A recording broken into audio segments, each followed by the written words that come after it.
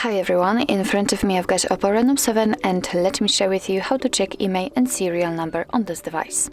So basically we've got two different ways to check those numbers. The first one requires a secret code and the second is using the settings, and of course I'll show you both. So let's begin with a secret code. We have to open the dialer because this is the place where we are able to enter it, and the code is *##06#.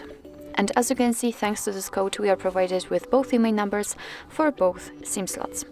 Let's tap on OK, and let me show you another way to check those numbers. First of all, it will be quite useful if for some reason the secret code won't work. And second of all, as you probably saw, we couldn't find the serial number using this code. So in the settings, we will be able to check that also. So let's enter the settings. Here we have to scroll down to the very bottom to find About Device, and here let's enter the version. And that's not true, not the version, the status.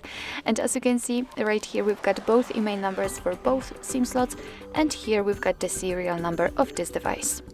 So actually this is it. This is how to check IMEI and serial number using two different ways in your OPPO Reno7.